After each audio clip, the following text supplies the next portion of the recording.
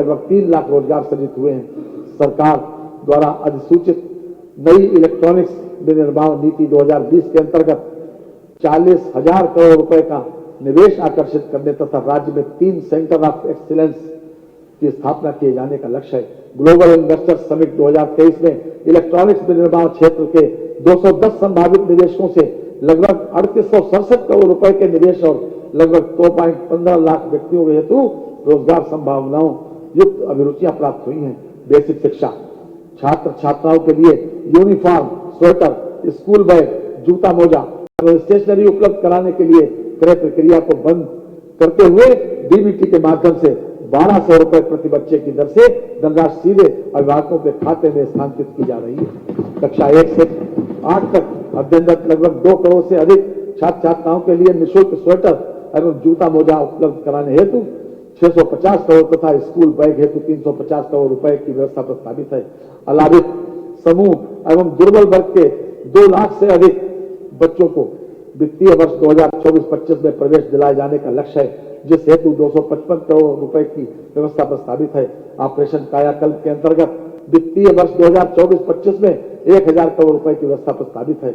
वित्तीय वर्ष 2023-24 में 300 करोड़ रुपए से ग्राम पंचायत एवं वार्ड स्तर पर डिजिटल लाइब्रेरी की स्थापना कराई जा रही है, जिसके लिए वित्तीय वर्ष 2024-25 में 498 करोड़ रुपए की बजट व्यवस्था है। बनटांगिया गांव में 36 प्राथमिक विद्यालयों के संचालन हेतु 144 पद सृजित किए गए हैं। गरीबी रेखा से ऊपर के लगभग 30 लाख छात्रों को निःशुल्क यूनिफॉर्म वितरण हेतु 168 करोड़ रुपए की व्यवस्था है। माध्यमिक शिक्षा वर्ष 2024-25 तक प्रदेश के समस्त राजकीय माध्यमिक विद्यालयों को आधारभूत सुविधाओं से संतृप्त किए जाने एवं प्रत्येक राजकीय माध्यमिक विद्यालय में स्मार्ट क्लास तथा आईसीटी लैब की व्यवस्था किए जाने हेतु समग्र शिक्षा योजना के अंतर्गत 516.64 करोड़ रुपए की व्यवस्था प्रस्तावित है। सहायता प्राप्त अशासकीय माध्यमिक विद्यालयों में अवस्थापना सुविधाओं हेतु 200 करोड़ रुपए की व्यवस्था प्रस्तावित है।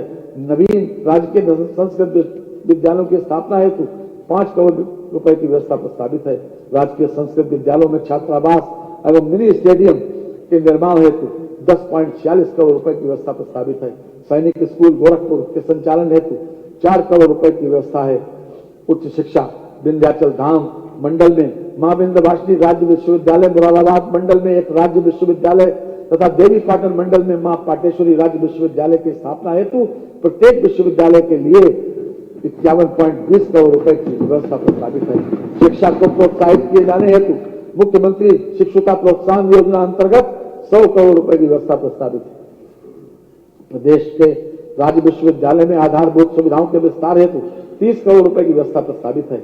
नए राजकीय महाविद्यालयों की स्थापना तथा राजकीय महाविद्यालयों के निर्माणाधीन भवनों को पूर्ण किए जाने हेतु 55 करोड़ रुपए की व्यवस्था प्रस्तावित है।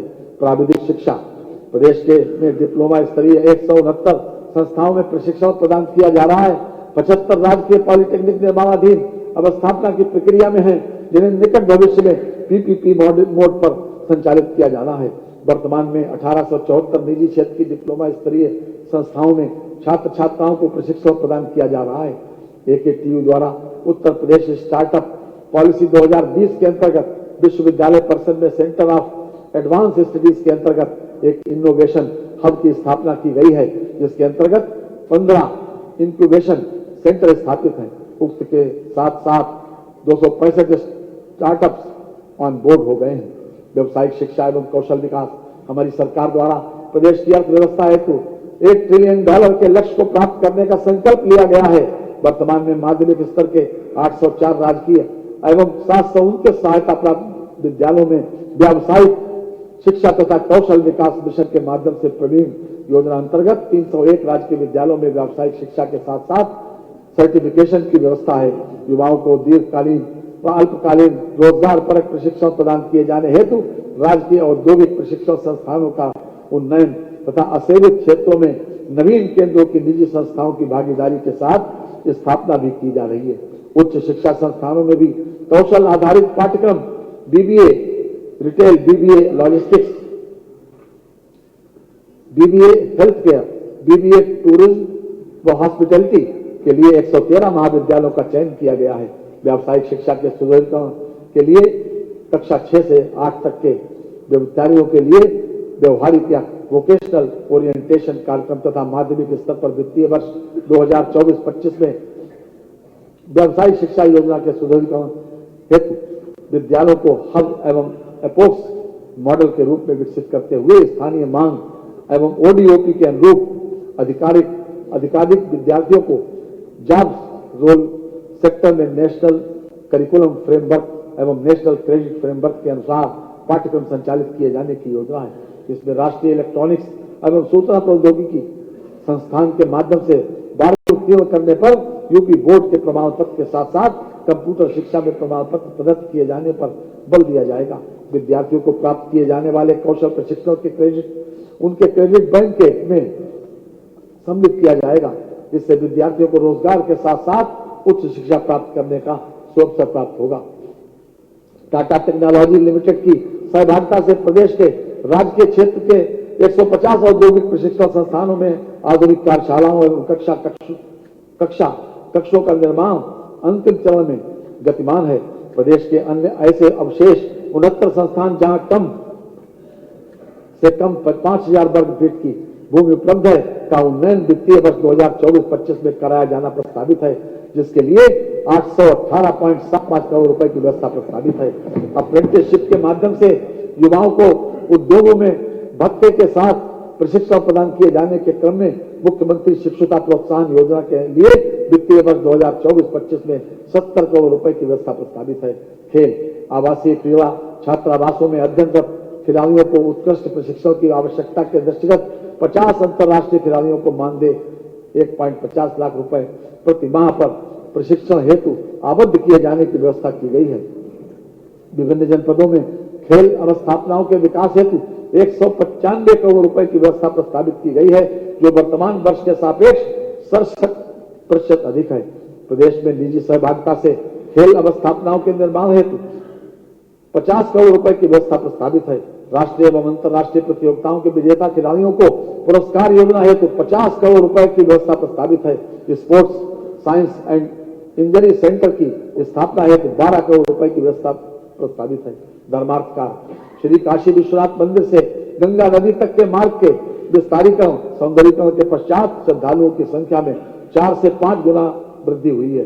जनपद अयोध्या में श्री राम जन्मभूमि मंदिर निर्माण कार्य के दृष्टिगत पर्यटकों एवं श्रद्धालुओं की संख्या में संभावित वृद्धि के दृष्टिगत 3 पहुंच मार्गों का चौड़ीकरण सौंदर्यीकरण का कार्य एवं 6 स्थानों पर पार्किंग तथा जन सुविधाओं का विकास कार्य किया जा रहा है।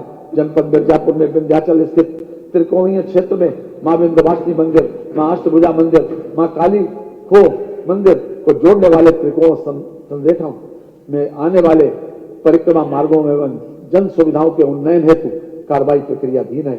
संस्कृति महाकुंभ 2025 के अंतर्गत विभिन्न कार्यों हेतु 100 करोड़ रुपए की बजट व्यवस्था प्रस्तावित है। निषाद राज गुहा सांस्कृतिक केंद्र श्रृंगवेरपुर की स्थापना हेतु 14.68 करोड़ रुपए, जनपद आजमगढ़ के हरिहरपुर में संगीत महाविद्यालय की स्थापना हेतु 11.79 करोड़ रुपए तथा महर्षि वाल्मीकि सांस्कृतिक केंद्र चित्रकूट की स्थापना हेतु 10.53 करोड़ रुपए की व्यवस्था प्रस्तावित है। अंतर्राष्ट्रीय रामायण एवं वैदिक शोध संस्थान अयोध्या हेतु 10 करोड़ रुपए की व्यवस्था प्रस्तावित है। पर्यटन उत्तर प्रदेश में वर्ष 2023 में जनवरी से अक्टूबर तक 37 करोड़ 90 लाख से अधिक पर्यटक आए, जिनमें भारतीय पर्यटकों की संख्या लगभग 37 करोड़ 77 लाख एवं विदेशी पर्यटकों की संख्या लगभग 13 लाख 43 हजार।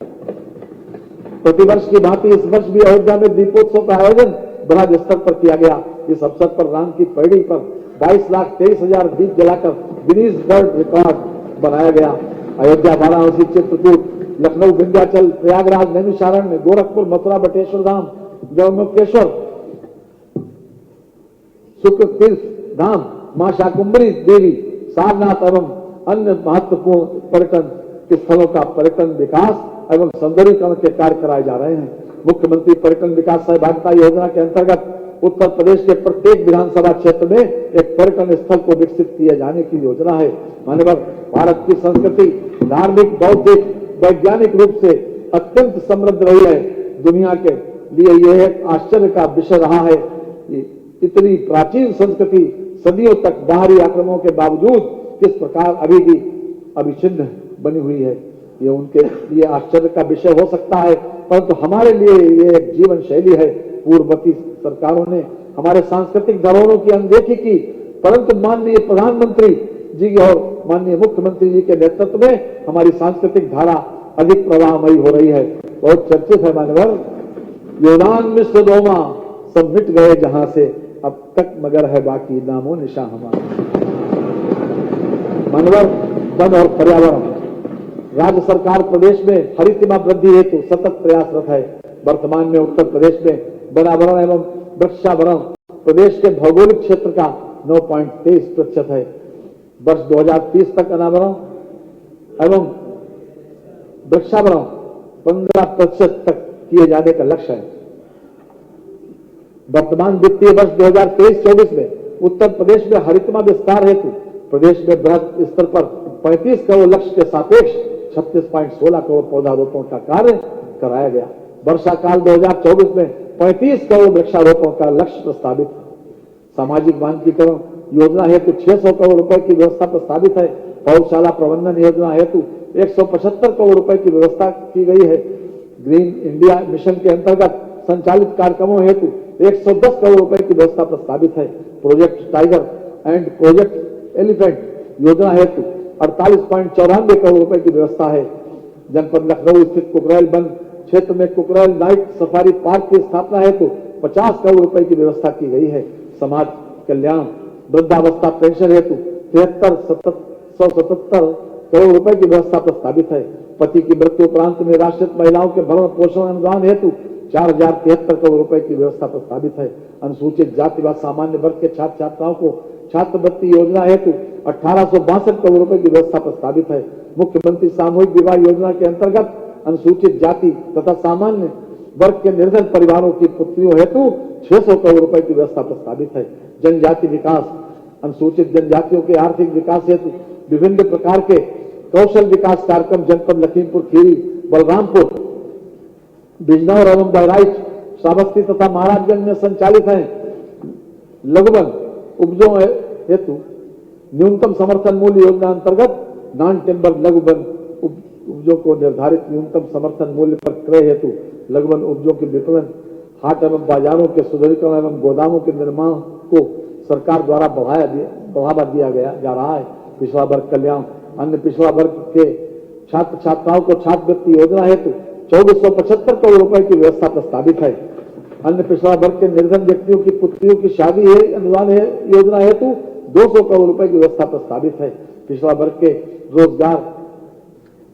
के बेरोजगार युवाओं को कंप्यूटर प्रशिक्षण हेतु 35 करोड़ रुपए की व्यवस्था प्रस्तावित है।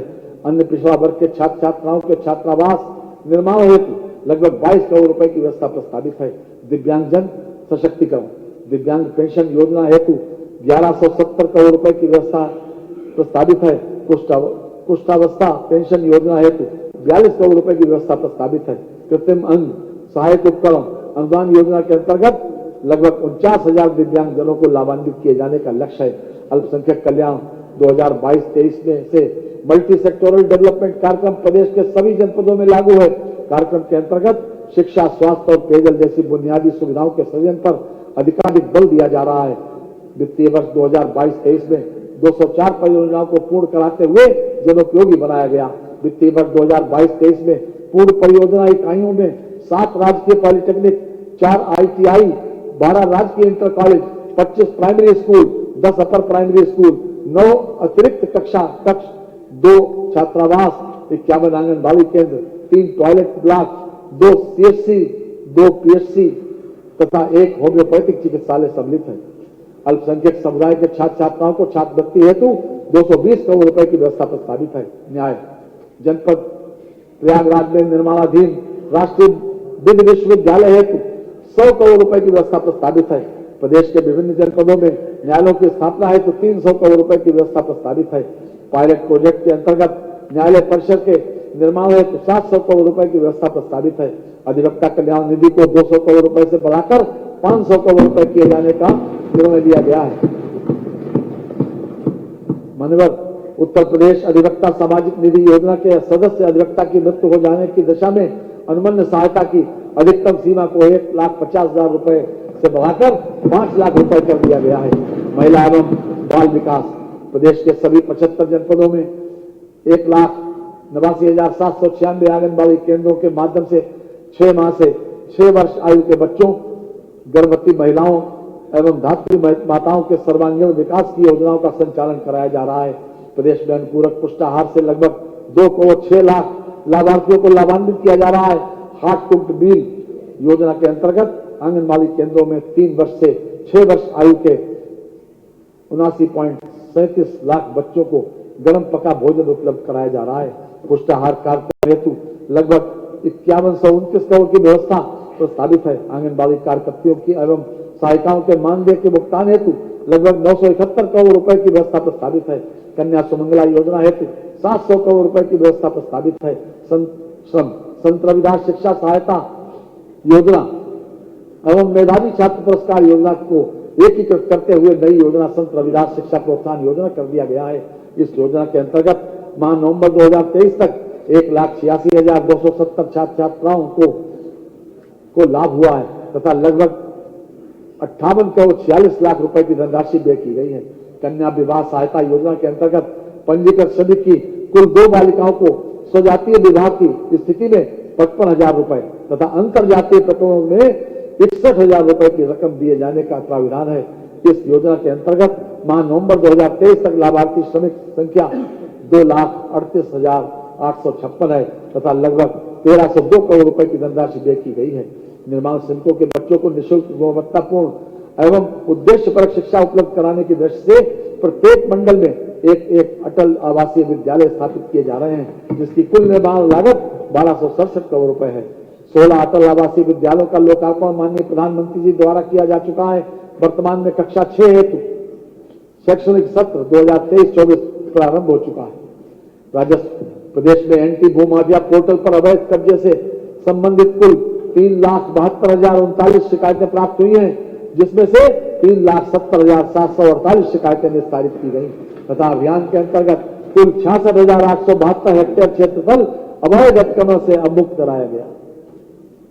मुख्यमंत्री कृषक दुर्घटना कल्याण योजना के अंतर्गत 1,000 करोड़ रुपए की व्यवस्था प्रस्तावित है।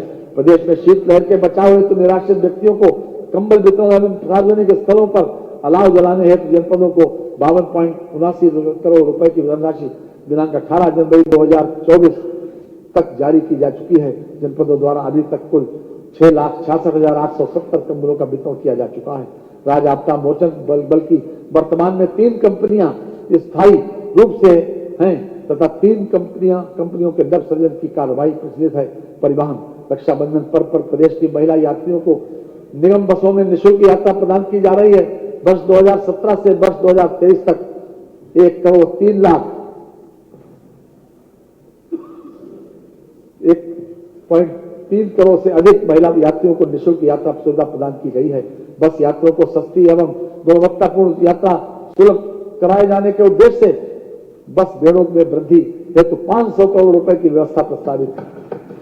निर्भया योजना के अंतर्गत महिलाओं के लिए 50 वातानुकूलित पिंक सेवाएं संचालित हैं, जिसमें महिला यात्रियों की सुरक्षा हेतु सभी बसों में पैनिक बटन स्थापित हैं। किसी भी आपदा की स्थिति में यात्रारत महिलाएं उत्तर प्रदेश पुलिस की डायल 112 सेवा के निरंतर संपर्क में रहती हैं। मानव विभाग द्वारा महत्वपूर्ण योजनाओं एवं कार्यक्रमों हेतु आय व्यय में की गई व्यवस्थाओं का विवरण प्रस्तुत करने के पश्चात मैं राजकोषीय सेवाओं का विवरण प्रस्तुत कर रहा हूं।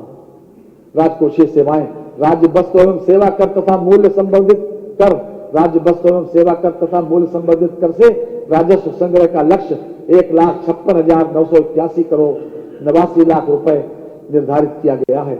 आबकारी शुल्क से राजस्व संग्रह का लक्ष्य 58,307 करोड़ रुपए 56 लाख रुपए निर्धारित किया गया है। स्टाम्प एवं पंजीकरण से राजस्व संग्रह का लक्ष्य 35,651 करोड़ 93 लाख रुपए निर्धारित किया गया है। वाहन कर से राजस्व संग्रह का लक्ष्य 12,504 करोड़ 73 लाख रुपए निर्धारित किया गया है। वित्तीय वर्ष के बजट अनुमान वर्ष 2024-25 मानव प्रस्तुत बजट का आकार 7,36,437 करोड़ 71 लाख रुपए है। बजट में 24,863 करोड़ 57 लाख रुपए की नई योजनाएं सम्मिलित की गई हैं। प्राप्तियां, कुल प्राप्तियां 7,21,333 करोड़ 82 लाख रुपए अनुमानित हैं। कुल प्राप्तियों में 6,06,802 करोड़ 40 लाख रुपए की राजस्व प्राप्तियां तथा 1,14,531 करोड़ 42 लाख रुपए की पूंजीगत प्राप्तियां सम्मिलित हैं। राजस्व प्राप्तियों में कर राजस्व का अंश 4,88,902 करोड़ 84 लाख रुपए है। इसमें स्वयं का कर राजस्व 2,70,086 करोड़ रुपए तथा केंद्रीय करों में राज्य का अंश 2,18,816 करोड़ रुपए 84 लाख रुपए सम्मिलित है। व्यय, कुल व्यय 7,36,436 करोड़ 71 लाख रुपए अनुमानित है। कुल व्यय में 5,32,655 करोड़ 33 लाख रुपए राजस्व लेखे का व्यय है तथा 2,03,782 करोड़ 38 लाख रुपए पूंजी लेखे का व्यय है। समेकित निधि, समेकित निधि की प्राप्तियों से कुल व्यय घटाने के पश्चात 15,103 करोड़ 89 लाख रुपए का घाटा अनुमानित है। लोकलेखा, लोकलेखे से 5,500 करोड़ रुपए की शुद्ध प्राप्तियां अनुमानित हैं। समस्त लेन देन का शुद्ध परिणाम, समस्त लेन देन का शुद्ध परिणाम 9,603 करोड़ 89 लाख रुपए ऋणात्मक अनुमानित है। अंतिम शेष, प्रारंभिक शेष 38,189 करोड़ 66 लाख रुपए को हिसाब में लेते हुए अंतिम शेष 28,585 करोड़ 77 लाख रुपए अनुमानित है। राजस्व बचत, राजस्व बचत 74,147 करोड़ 7 लाख रुपए अनुमानित है। राजकोषीय घाटा, राजकोषीय घाटा 86,530 करोड़ 51 लाख रुपए अनुमानित है, जो वर्ष के लिए अनुमानित सकल राज्य घरेलू उत्पाद का 3.46% है, अर्थात FRBM की लिमिट से कम है। माननीय प्रधानमंत्री जी और माननीय मुख्यमंत्री जी, केंद्रीय मंत्री परिषद के माननीय सदस्यों और प्रदेश की मंत्री परिषद के अपने सभी माननीय सदस्यों का अत्यंत आभारी हूं, जिनके सहयोग एवं परामर्श से मैं बजट प्रस्तुत करने के लिए सक्षम हो सका हूं। मैं अपर मुख्य सचिव वित्त और वित्त विभाग के अधिकारियों एवं कर्मचारियों, प्रधान महालेखाकार उत्तर प्रदेश तथा राष्ट्रीय सूचना विज्ञान केंद्र के अधिकारियों एवं प्रदेश सरकार के सभी विभागों के अधिकारियों एवं कर्मचारियों के प्रति अपना आभार प्रकट करता हूं, जिन्होंने इस बजट को तैयार करने में बहुमूल्य सहयोग प्रदान किया है। मैं आपका और माननीय सभी सदस्यों का भी आभार प्रकट करता हूं। माननीय मुख्यमंत्री जी की कर्मठता, उनकी भविष्य लक्ष्य दूरदृष्टि समाज को संगठित कर खुशहाली के मार्ग पर आगे ले चलने की क्षमता और समाज के हर वर्ग के लिए समदृष्टि के प्रति कदाचित ये पंक्तियां सटीक बैठती हैं। तुम्हारी शख्सियत से ये सबक लेंगी नई नस्लें, तुम्हारी शख्सियत से ये सबक लेंगी नई नस्लें कि वही मंजिल पे पहुंचा है जो अपने पांव चलता है। तो भाई अभी पूरा धोलाने लो। डुबो देता है कोई नाम तक भी खानदानों का, डुबो देता है कोई नाम तक भी खानदानों का, और किसी के नाम से मशहूर होकर गांव चलता है। इन्हीं शब्दों के साथ माननीय मैं वित्तीय वर्ष 2024-2025 का बजट इस माननीय सदन में उपस्थित सभी सम्मानित जनप्रतिनिधियों के माध्यम से प्रदेश की जनता को समर्पित करता हूं। वंदे मातरम। धन्यवाद। बजट भाषण की डिटेल जो पहले बहुत सारी किताबों उठा के ले जाते थे माननीय सदस्यगण, तो वो अब हमने उस व्यवस्था को समाप्त किया है। बजट भाषण के खंड 2.1, बजट भाषण 24-25 का खंड 2.2, बजट भाषण का खंड 3, बजट भाषण 24-25 का खंड 4, बजट भाषण का 24-25 का खंड 5 तथा बजट भाषण 24-25 खंड 6, ये सारे के सारे आपके डिवाइस के ऊपर हैं। तो जिस भी सदस्य को जो भी करना है, विभाग वाइज बजट किसको क्या मत दिया है, वो सारे का सारा डिटेल्ड है। मैं इसलिए पहले बता रहा हूं तो कि बाद में सदस्य लोग कहते हैं कि हमारे को ये चीज मिली नहीं मिली, तो सब चीज अब अपडेटेड है और उत्तर प्रदेश की विधानसभा पूरी तरीके से पेपरलेस है। ये भी आप लोगों को मैं सूचना देना चाहता हूँ, ये सब इसमें है आपके। आज अभी एक अनुरोध था मान्यवर, ये बजट के बाद पहले भी ऐसा हुआ है, आपकी अनुमति से मान्यवर कुछ समय के लिए छुट्टी दे दें मान्यवर, सभी लोग भोजन भी कर लेंगे और फिर प्रेस से बात भी करना होगा, प्रेस से बात भी कर लेंगे। एक सूचना दे दूं मैं, ये जो प्रेस मीडिया अभी तक राजश्री पुरुषोत्तम दास टंडन हॉल में होती थी, अब इसको क्रॉस करके फर्स्ट फ्लोर पे प्रेस की व्यवस्था है मीडिया की, और उसके साथ हम मीडिया के उसको भी अपडेट कर रहे हैं, तो इसीलिए उसकी सूचना जो माननीय सदस्यों को देनी आवश्यक थी। जैसे माननीय मुख्यमंत्री जी ने इसकी व्यवस्था करी और माननीय संसदीय कार्य मंत्री जी ने इसकी सूचना दी है कि सभी माननीय सदस्यों के लिए आज भोजन की व्यवस्था कैफेटेरिया में है। अब हम उठते हैं 1:30 के लिए, 2 बजे तक, 2 बजे तक हम उठते, 2 बजे तक।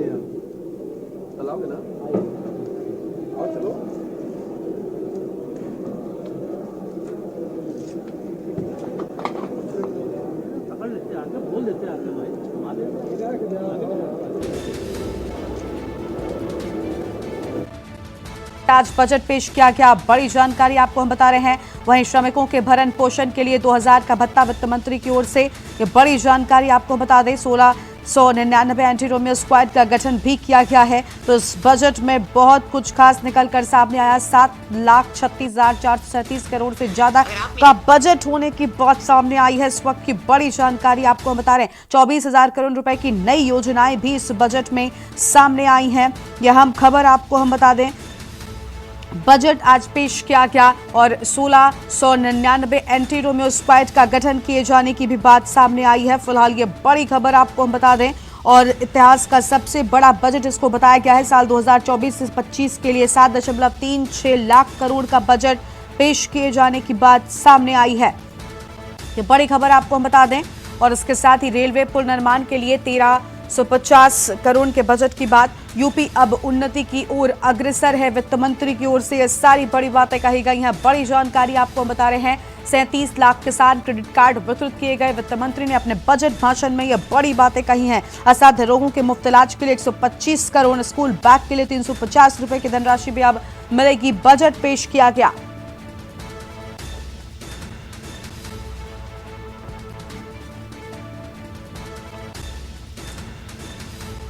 तो यूपी सरकार का बजट पेश किया गया है। सभी थानों में साइबर क्राइम सेल, वित्त मंत्री की ओर से बजट भाषण में सारी बड़ी बातें। Sports science and injury centre के लिए 12 करोड़ का बजट है। सामाजिक वनीकीकरण योजना हेतु 600 करोड़ रुपए मिलेंगे। मुफ्त चिकित्सा योजना के लिए 125 करोड़ रुपए मिलेंगे। इसके साथ ही आपको बता दें कि वृद्धावस्था पेंशन हेतु 7,377 करोड़ रुपए की व्यवस्था की गई है। निराश्रित महिलाओं के भरण पोषण के लिए 4,073 करोड़ रुपए।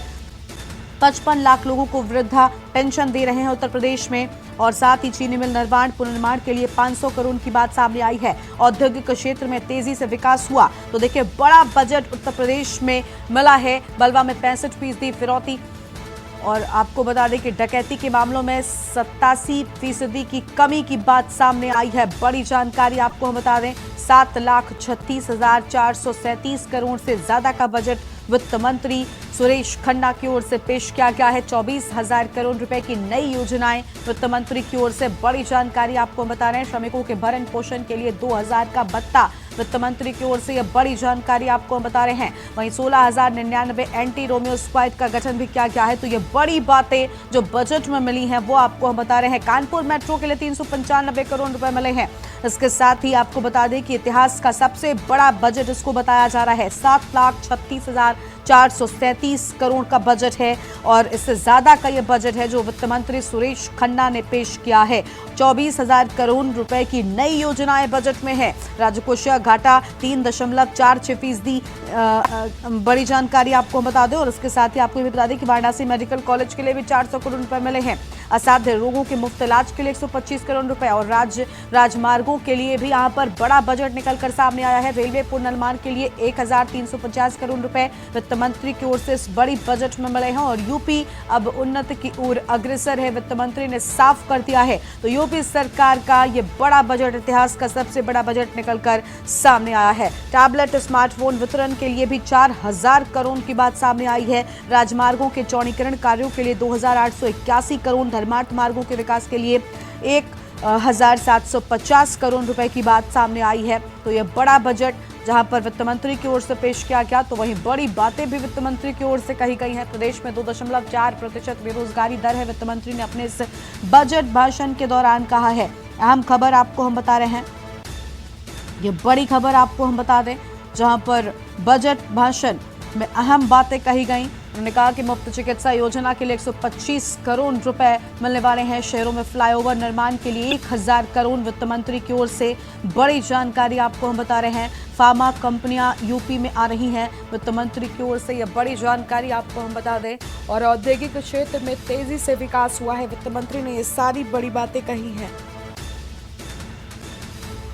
बलवा में 65% फिरौती, अपहरण में 73%, इन सभी की कमी देखने को मिली है। और बजट से जुड़ी ये बड़ी जानकारी आपको हम बता रहे थे। 7,36,437 करोड़ से ज्यादा का बजट सामने आया है। मेरठ से हमारे साथ हमारे संवाददाता राजू शर्मा जुड़ चुके हैं। राजू, वित्त मंत्री ने बजट पेश कर दिया है और उत्तर प्रदेश में बड़ा बजट सामने आया है, इतिहास का बताया जा रहा है, सबसे बड़ा बजट है। आम जनता कितनी खुश इस बजट से नजर आ रही है, राजू?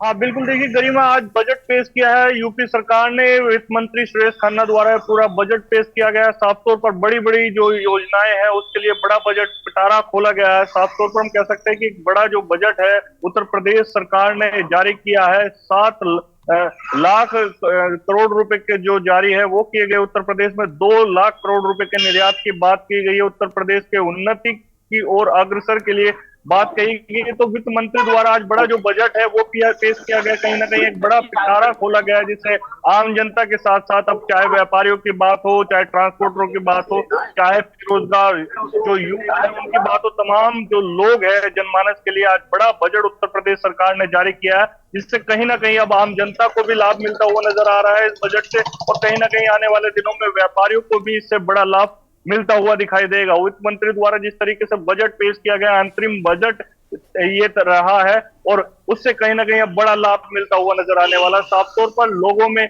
जो खुशी है इस बजट के आने के बाद साफ तौर पर नजर आ रही है।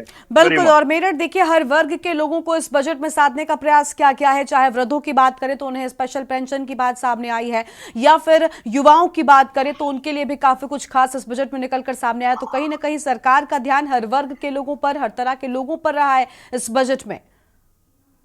हाँ बिल्कुल, देखिए सब लोगों को इसमें शामिल किया गया, चाहे युवाओं की बात हो, बुजुर्गों की बात हो, चाहे पुलिसिंग की बात हो, साइबर सेल के जो थाने हैं हर जिले में खोलने की बात इस बजट में की गई है। एक बड़ा जो बजट था वो जारी किया गया है पुलिसिंग के लिए भी, साथ ही युवाओं के लिए भी एक बड़ा पिटारा जो है वो सरकार द्वारा खोला गया है। वित्त मंत्री द्वारा एक बड़ी योजनाएं जो काफी समय से पेंडिंग चल रही थी उसके लिए एक बड़ा बजट जारी किया गया है। तो कहीं ना कहीं अब लाभ मिलना नजर आ रहा है। अंतरिम बजट जिस तरह से जारी किया गया उससे आम जनता को बड़ी जो राहत है वो मिलती हुई नजर आएगी। साफ तौर पर व्यापारी भी खुश नजर आ रहे हैं और आम जनता भी इस बजट से कहीं ना कहीं खुश नजर आ रही है। गरिमा, बिल्कुल, साफ तौर पर व्यापारियों के चेहरे पर भी खुशी नजर आ रही है और अलग अलग जगहों पर हम देख पा रहे हैं कि लोग खुश हैं। अनिल मेड़ा हमारे साथ में जुड़ चुके हैं, बुलंदशहर से हैं, उनका रुख कर लेते हैं। अनिल, बड़ा बजट निकल कर सामने आया है, 55 लाख लोगों को वृद्धा पेंशन मिलने वाली है, बताया जा रहा है इतिहास का बड़ा बजट है। आम जनता इस बजट से कितनी संतुष्ट होगी? जी देखिए, बिल्कुल करें। मैं आपको बता दूं, उत्तर प्रदेश सरकार ने जो बजट पेश किया है वो तमाम मध्यम वर्ग की जनता को देखते हुए, तमाम लोगों को देखते हुए बजट जो पेश किया गया है। देखिए, अगर बात की जाए बजट को लेकर तो देखिए यहाँ काफी हमारे साथ जो वकील है वो भी मौजूद है, आम जनता के लोग भी मौजूद है। अगर हम कहीं ना कहीं लोग जो बजट को लेकर अभी लोगों का जो मानना है, उनका कहना ये है कि अभी बजट के बारे में उन्हें थोड़ा सा जानकारी नहीं है, लेकिन जिस तरह से जो सरकार ने जो बजट पेश किया है वो कहीं ना कहीं लोगों के लिए मध्यम वर्ग को देखते हुए पेश किया गया है। जैसे साइबर की जो थाने की बात की है उसके लिए भी देखिए, मेरे साथ एक यहाँ भैया मौजूद है, हम इनसे बात करते हैं। जो सरकार ने बजट किया है, पेश किया है, उसको लेकर ये क्या कहेंगे और इनकी क्या इच्छा थी बजट से? क्या ना भैया? कुछ खास नहीं किया है इन्होंने। जो शिक्षा, जैसे लगता था कि शिक्षा पर अच्छा कुछ करेंगे, लेकिन शिक्षा पर भी कुछ नहीं है, वही पुराने मुद्दे हैं, ज्यादा खुश नहीं है। जो इनका मानना है कि राम मंदिर की जो लहर है वही जिता देगी, लेकिन बजट में कुछ खास नहीं है, वो पुरानी चीजें ही है। अच्छा, क्या उम्मीद थी आपको बजट से? जिस तरह की जो उम्मीद है सरकार ने जो करीब 50,000 वृद्धा पेंशनों को भी देखते हुए बजट पेश किया है, युवाओं के लिए नौकरियों के लिए भी देखते हुए बजट पेश किया है, और तमाम यानी मध्यम वर्ग को देखते हुए बजट जो पेश किया गया है, तो सरकार ने तमाम पहलुओं पर देखते हुए, ध्यान रखते हुए किया। लेकिन आपकी जो क्या इच्छा थी, जैसे आप युवा हैं? पहले महिला सुरक्षा पर इन्होंने अच्छे खासे पैसे दिए थे, लेकिन महिला सुरक्षा पर इस बार इन्होंने कम किया है चीजें जो है, तो इन्होंने कटौती ही की है, बढ़ोतरी नहीं की किसी चीज में जो।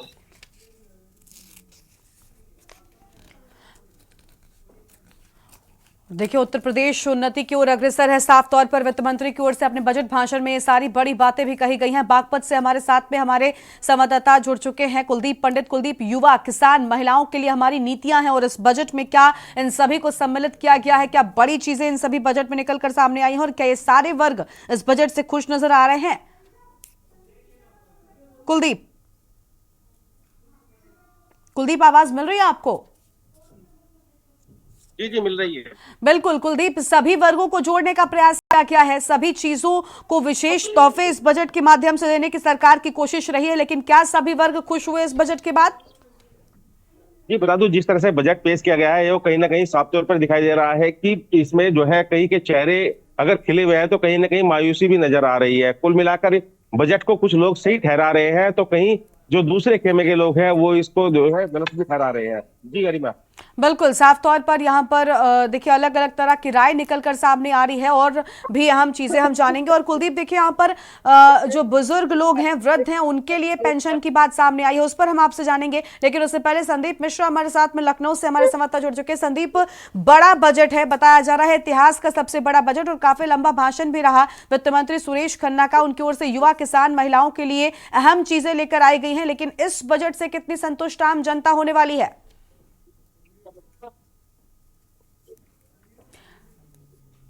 संदीप, आवाज नहीं मिल पा रही आपकी, आप प्लीज अनम्यूट करें।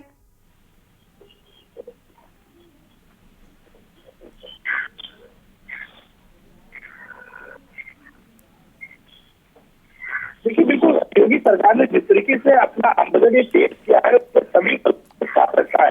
यानी कि माना जाता है कि जिस तरीके से आने वाले समय में जिस तरीके से लोकसभा के चुनाव है उनको देखते हुए इस बार का पूरा बजट खास तौर पर ध्यान रखा गया है। हम अगर सभी वर्गों की अगर हम बात करते हैं तो तीन क्षेत्रों पर सबसे ज्यादा बढ़ावा दिया गया है। यानी कि अयोध्या के विकास को लेकर के सबसे ज्यादा बजट का महत्व जो वो देखा गया है। इसके साथ ही साथ अगर बात करते हैं तो जो काशी विश्वनाथ है, काजोर है, आगरा एक्सप्रेस है, या कहते हैं कि जिस तरीके से बच्चों की पढ़ाई को लेकर के, जिस कापी किताबों को, बच्चों के पैसे को लेकर के, उस तरह के बहुत से ऐसे जो आज की जो बजट था उसमें साफ तौर पर देखने को मिला है। यानी कि कहीं ना कहीं एक बार योगी सरकार ने इस पूरे बजट को सभी वर्गों को ध्यान में रखते हुए इस बार का जो बजट है वो पास किया गया है। हम अगर व्यापारी की बात करते हैं तो व्यापारी वर्ग को लेकर के काफी कुछ साथ देकर देखता हुआ बजट जा रहा है। लेकिन साथ ही साथ में अगर बात करें हम विकास के क्षेत्र की अगर बात करें, परियोजनाओं जो बहुत सी परियोजना है जो रुकी हुई जिन पर अधूरा कार्य बना हुआ है तो उन कार्यों को पूरा करने की कोशिश करके भी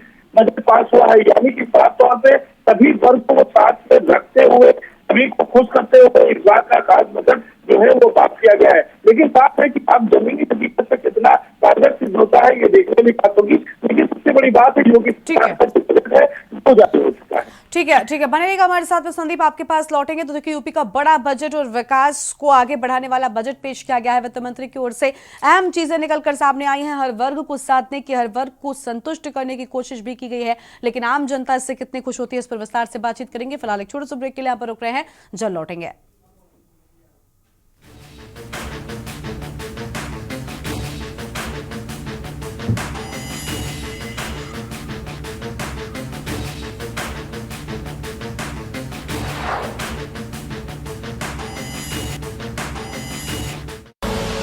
आप देख रहे हैं के न्यूज, खबरों का सारथी।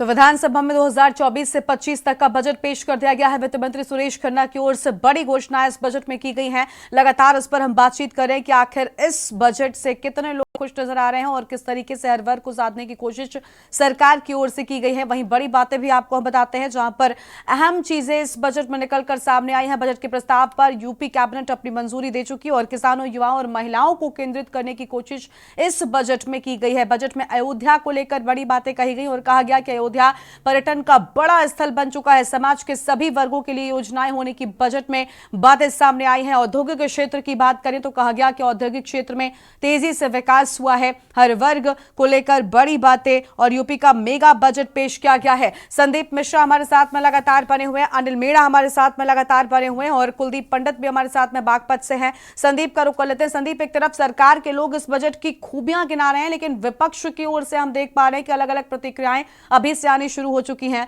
रागिनी सोनकर का कहना है कि इस बजट में महिलाओं के लिए निराशा है, इनका बजट हर बार कागजी बजट होता है। तो लखनऊ में देखिए विपक्षों की ओर से इस बजट को लेकर अभी से सवाल खड़े किए जाने शुरू हो चुके हैं।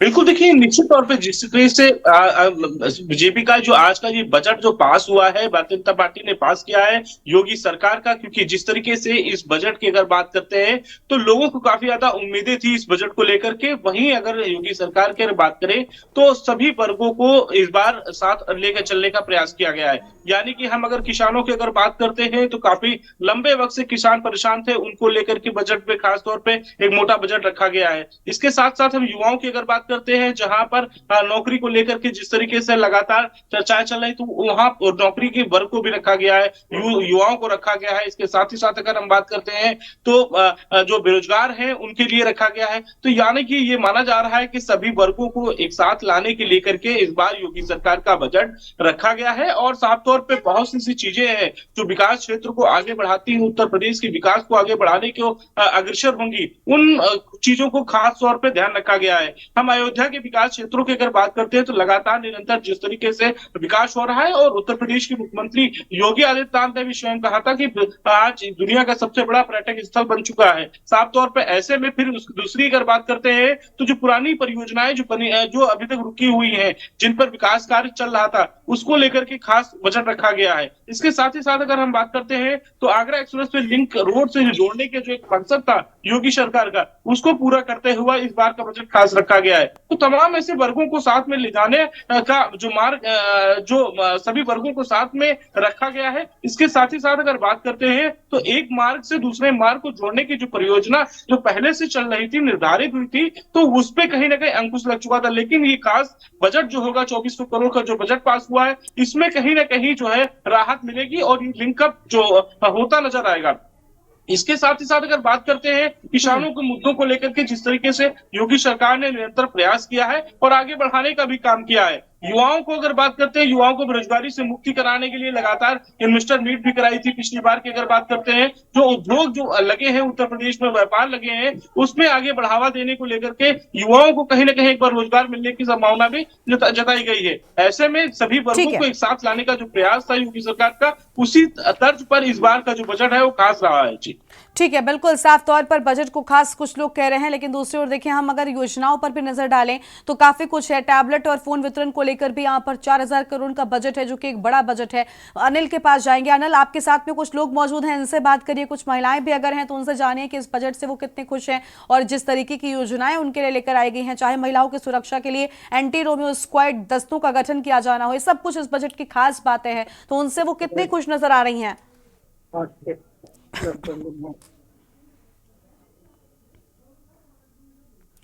अनिल, आपकी आवाज नहीं मिल रही है, पहले अनम्यूट कीजिए।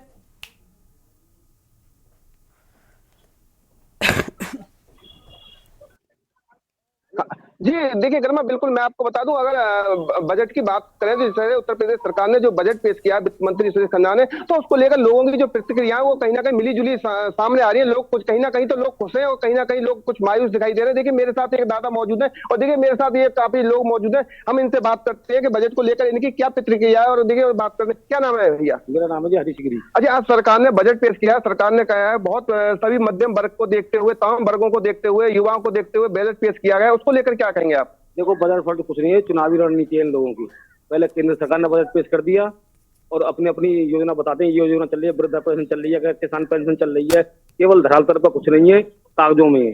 कागजों को भगते भगते साल निकल जाती है, पर नहीं आती है। मेरी 2 किस्तें, 2 किस्त के बाद में 1 साल से भग रहा हूँ। किसान जो प्रधानमंत्री जी की जो 2000 जो पेंशन आ रही थी वो नहीं आ रही। अब भगते करो, कहाँ भरोगे। वृद्धा पेंशन है, वृद्धाओं की 100 मेरे गांव में ऐसे वृद्धा हैं कि जो भैया मैं बुलंदशहर गया, बैंक गया, जन सेवा केंद्र गया, कहीं कुछ नहीं है, कहीं मिली नहीं। अरे दादा आप क्या कहेंगे? दादा आप हम यही कह रहे हैं कि हमें कोई नहीं, सरकार ने अब तो वृद्धा पेंशन बढ़ाने की भी बात की है। आप पेंशन बढ़ा जाओगे, जब पहले ही नहीं मिले कोई तभी तो जब कोई नहीं देंगे तब कौन दे रहा करेंगे। तो अब तो सरकार ने किसानों को भी ध्यान में रखते हुए बजट पेश किया। कोई ध्यान ना है, किसानों को कहा हुआ ध्यान ना करती। तो आप सबको है अपने, आप बजट से खुश नहीं है सरकार के से? हम क्या खुश हैं? जो कहा जब हमें मिल ही नहीं होगा तो हम क्या खुश रहेंगे? मिलते रहो, मैंने बड़े मिल लो, व्यापारी को मिल लो, हमें कुछ नहीं मिल लो।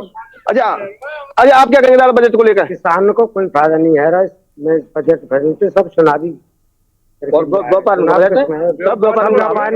लाभ व्यापारियों को जा रहा हो साहब, टोटल लाभ व्यापारियों को। किसान को कोई लाभ नहीं है, ना किसान खुश, किसान तो परेशान है। किसान तो डंडा लेकर किसी को हाँक दो। नहीं, सरकार जो कह रही है, हमारे जो राज्य के वित्त मंत्री उन्होंने कहा है कि राज्य का सबसे बड़ा बजट पेश किया गया है। उसको देखते हुए तमाम जनता को तमाम वर्ग के लोगों को देखते हुए बजट पेश किया गया है, युवाओं को देखते हुए बजट पेश किया गया है। तो आप क्या कहेंगे उसको लेकर? जब बजट की योजना हम तक आम है, जो भी लाभ की योजना हम तक आम है, तभी तो खुश हो। ये तो रह जाती है, केवल कागजों में रह जाती है। चुनावी रणनीति इन लोगों की, और केवल कागज में योजना दिखा दी गया साहब, ये योजना वो योजना, वृद्धा पेंशन, किसान पेंशन, फलानी पेंशन, ढह के पेंशन, पर मिल कुछ नहीं रहो। किसान तो परेशान है। किसान तो पूरी साल कागजों के पीछे भगता रहे, जन सेवा केंद्र वाले न्याय लूट रहे हैं, बैंक में चले जाओ, जहाँ चले जाओ। अरे दादा आप क्या कहेंगे? आप बुजुर्ग हैं, बजट को लेकर क्या कहेंगे दादा? बजट सही नहीं है किसानों के प्रति। किसानों को तो गुमराह किया जा रहा है, धोखेबाजी। ये सरकार जो भी है, इसने हमेशा धोखा दिया है किसानों को। नहीं, सरकार तो ये कह रही है कि बहुत अच्छा बजट पेश किया है। कुछ नहीं किया है इन्होंने। क्या कर रहे हैं ये? किसान तक पहुंच ही ना रहा। किसान को कोई लाभ मिले तभी तो कहेंगे कि हम सही बजट हुआ है पेश। ठीक है अनिल, आपके पास लौटते हैं। किसान बेचारा परेशान है, समझिए जी। किसान को क्या मिला? कुछ नहीं।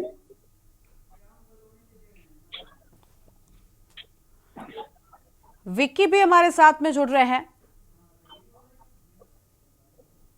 वाराणसी से विक्की डे हमारे साथ में जुड़ चुके हैं। विक्की का रुख कर लेते हैं। विक्की, वाराणसी में आम जनता कितनी खुश इस बजट से दिखाई दे रही है? हम देख पा रहे हैं अलग अलग जगहों पर मिली जुली प्रतिक्रिया सामने आ रही है। आपके साथ में भी लोग मौजूद हैं, उनसे भी जानिएगा इस बजट को लेकर कितना उत्साह देखने को मिला। कुछ लोग हमारे साथ मौजूद हैं, हम सीधे उनसे बात करना चाहेंगे कि आज जो बजट यूपी का इतना बड़ा बजट पेश हुआ है, तो उसमें जनता का क्या विचार है, क्या सोचिए, क्या अपेक्षाएं थी? पहले तो आपका स्वागत है। आप बताइए, आज जो यूपी का इतना बड़ा बजट पेश हुआ है, इसमें आप किस तरह से देख रहे हैं, क्या कुछ फायदा होने वाला है? जो भी बजट पेश हुआ है आज, भारत के हित के लिए, उत्तर प्रदेश के हित के लिए हुआ है, जिसमें अल्पसंख्यक समाज के छात्र छात्राओं के लिए है और किसानों के लिए है, जिसमें कि अल्पसंख्यक जो छात्राएं हैं उनकी छात्रवृत्ति को बढ़ाया गया है। और किसानों की जो है बजट में एक नए तरीके का बजट पास भी किया गया है, जिसमें उनकी भी 3000 रुपए तक की बजट में उनका भी वर्णन किया गया है। तो कुछ लोग और भी हैं, आप क्या कहेंगे? बजट बहुत अच्छा चीज है, किसानों के लिए बहुत अच्छा हुआ, नवयुवकों के लिए हुआ है। बजट सबको लिए नहीं हुआ है, यूपी के लिए बहुत अच्छा पैमाना हुआ है। इसके लिए हम क्या कहूँ, धन्यवाद। तो लोग, जनता जो है बजट से काफी खुश दिख रही है, क्योंकि जो इसमें किसान, जो 60 वर्ष के किसान है, उनकी जो 3000 रुपए महीना के हिसाब से जो बढ़ाया गया है, उसके बाद जो छात्रवृत्ति बढ़ाई गई, जो तमाम ऐसी योजना है, जो अब तक का सबसे बड़ा जो ये बजट आज सुरेश खन्ना पेश किए हैं, उससे जो है आम जनता भी खुश होती दिख रही है जी। बिल्कुल साफ तौर पर देखिए मिली जुली प्रतिक्रिया है। कहीं पर आम जनता खुश नजर आ रही है तो कहीं कहीं पर शिकायतें भी आम जनता को सरकार से नजर आ रही हैं। और भी संवाददाता हमारे साथ में लगातार बने हुए हैं, उनसे भी बातचीत करेंगे। संदीप हमारे साथ में लगातार बने हुए लखनऊ से ही हैं। संदीप, बड़ी बात यह है कि जब बजट पेश किया गया उसके बाद विधानसभा में ही जो स्थायी अस्पताल बना हुआ है वहां पर बीपी नपवाने के लिए पहुंच गए, बीपी की जांच कराने के लिए सपा विधायक पहुंच गए हैं। तो देखिए सपा विधायकों की ओर से लगातार इस बजट को लेकर सवाल उठाए जा रहे हैं। तो संदीप तक आवाज नहीं पहुंच पा रही है फिलहाल। कुलदीप पंडित हमारे साथ में जुड़े हुए हैं लगातार। कुलदीप, सपा की ओर से इस बजट को लेकर सवाल उठाए जा रहे हैं। जो समाजवादी पार्टी के लोग हैं, विधायक हैं, वो भी यहां पर कह रहे हैं कि कागजी बजट है, सिर्फ और सिर्फ बड़ी बड़ी बातें हैं, आम जनता को राहत देने वाला ये बजट नहीं है। जी गरिमा, आपको बता दूं कि जिस तरह से बजट पेश किया गया है वो कहीं ना कहीं साफ तौर पर दिखाई दे रहा है कि जो किसानों को गन्ने का भुगतान नहीं हो रहा था, तो उसको लेकर भी इसको सही माना गया था और किसानों को देखते हुए ये बजट पेश किया गया था। हालांकि इसमें चिकित्सा हो या शिक्षा हो या फिर युवा हो या व्यापारी हो, सभी को ध्यान में रखते हुए ये बजट पेश किया गया है। लेकिन कहीं ना कहीं साफ तौर पर है कि जिस तरह से हम लोग पब्लिक के बीच जा रहे हैं तो उन लोगों का साफ तौर पर कहना है कि वहां पर मिली जुली प्रतिक्रियाएं नजर आ रही है। कोई इसको सही ठहरा रहा है तो कोई इसको गलत भी ठहरा रहा है। वो कह रहा है कि उसका कागजों तक सीमित रहता है, जो भी बजट होता है वो कागजों तक सीमित रहता है, धरातल पर वो कुछ नहीं दिखाई दे रहा है। हालांकि इससे पहले भी गन्ने के भुगतान को लेकर आदेश किए गए थे, लेकिन उसके बाद भी किसानों को धरना प्रदर्शन करना पड़ा। लेकिन कहीं ना कहीं साफ तौर पर जिस तरह से बजट पेश किया गया है वो कहीं ना कहीं लाभकारी भी दिखाई दे रहा है। हालांकि महिलाएं भी इसमें मायूस नजर आती हैं। अब तो प्रतिक्रियाएं हर जगह से ही इस तरह की देखने को मिल रही है कि जिस तरह से बजट पेश किया गया है तो उसमें क्या लोगों का मत है। हालांकि ज्यादातर लोगों का सही मानना यह है कि जिस तरह से बजट पेश किया गया है वो कहीं ना कहीं कारगर साबित होगा। जी गरिमा। बिल्कुल, साफ तौर पर बजट कुछ लोग कह रहे हैं कारगर साबित होने वाला है, जबकि कुछ लोगों को शिकायतें नजर आ रही हैं। फिलहाल किसानों के लिए भी इस बजट में काफी कुछ खास निकलकर सामने आया है। मेगा बजट होने की बात इससे कहा जा रहा है। अनिल के पास एक बार फिर से चलते हैं। अनिल, अयोध्या को लेकर बड़ी घोषणाएं हुई हैं। बागपत बात करें तो वहां पर भी कुछ काफी अहम चीजें निकलकर सामने आई हैं। सरकार ने बड़े बड़े दावे किए और कहा कि यूपी में राम राज्य हो गया है। तो देखिए, ये सारी जो बातें थी बहुत अहम थी सरकार की ओर से। अनिल जी देखिए, अगर मैं बिल्कुल मैं आपको बता दूं, बजट को लेकर उत्तर प्रदेश सरकार ने जो वित्त मंत्री हैं सुरेश खन्ना, उन्होंने जिस तरह से जो बजट किया है तमाम वर्गों को देखते हुए किया था। और ऐतिहासिक जो के लिए भी काफी उन्होंने मंदिरों के लिए भी बजट जो तमाम बजट में ध्यान रखते हुए पेश किया। लेकिन अगर बात किया जनता की, तो जनता की जो प्रक्रिया है वो कहीं ना मिली जुली जिस तरह से नजर आ रही है, तो कहीं ना कहीं चिंताजनक है। कुछ लोग तो बजट को बहुत अच्छा बता रहे हैं, लेकिन कुछ जो किसान लोग हैं, जो बुजुर्ग लोग हैं, वो कहीं ना कहीं बजट से निराश है। देखिए, मेरे साथ एक बुजुर्ग और मौजूद है, हम उनसे भी बात करते हैं। क्या नाम है दादा? दादा क्या नाम है? जो सरकार ने बजट पेश किया है वो वृद्धा पेंशन को देखते हुए, तमाम चीजों को ध्यान में रखते हुए, तमाम जो धार्मिक स्थल है उनको बजट पेश किया है। बजट में है कुछ नहीं, किसान के लिए तो कुछ भी नहीं है, गरीब आदमी के लिए नहीं है। जो युवा है उनकी जिंदगी बेकार कर दी, उनको नौकरी तक नहीं मिली है, और ये बजट में क्या पेश करेंगे? नहीं, सरकार ने तो बजट में ये कहा है कि युवाओं के लिए भी हमने कुछ नहीं किया है इन्होंने युवाओं के लिए।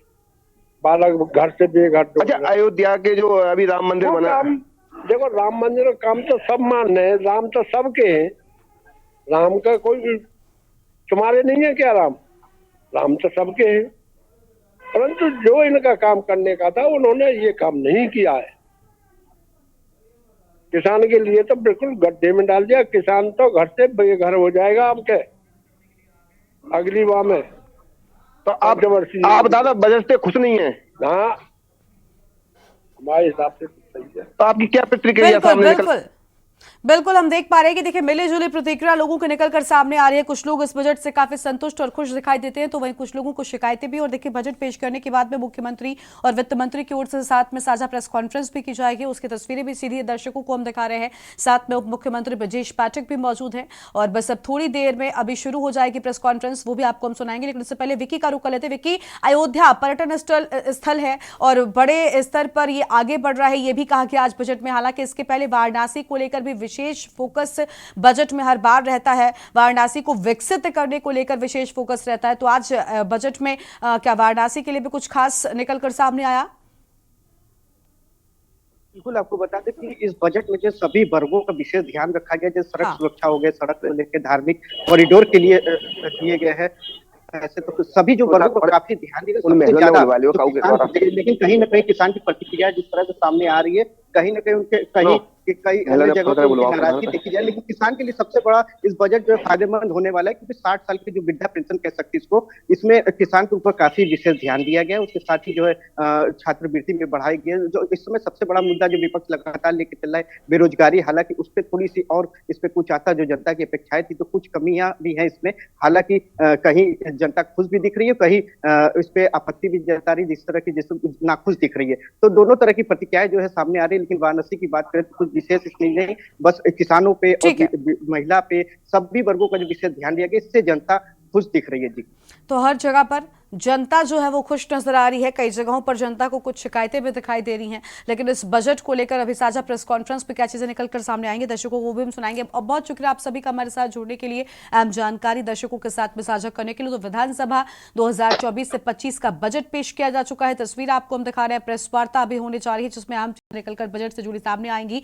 मुख्यमंत्री योगी आदित्यनाथ, दोनों ही डिप्टी सीएम ब्रजेश पाठक, केशव प्रसाद मौर्य की मौजूदगी है, वित्त मंत्री सुरेश खन्ना मौजूद है और इसके साथ ही स्वतंत्र देव सिंह भी इस बैठक में मौजूद है। और क्या कुछ इस प्रेस वार्ता में निकलकर सामने आएगा वो भी आपको सुनाएंगे। फिलहाल बजट पेश किया गया है और सीएम योगी आदित्यनाथ की प्रेस वार्ता होने जा रही है। इसमें बताया जा रहा है कि बजट के बाद जो है वो अहम बातें कही जाएंगी, वो भी आपको हम सुनाएंगे। तस्वीरें आपकी टीवी स्क्रीन पर हैं, सीधी तस्वीरें जहां पर सरकार का बजट और विकास का पिटारा खुल चुका है। जनता से भी हमने देखा कि किस तरीके से जनता अलग अलग जगहों पर, कई जगहों पर जनता इस बजट से काफी संतुष्ट और खुश नजर आई है, तो वहीं कई जगहों पर शिकायत भी देखने को मिली है।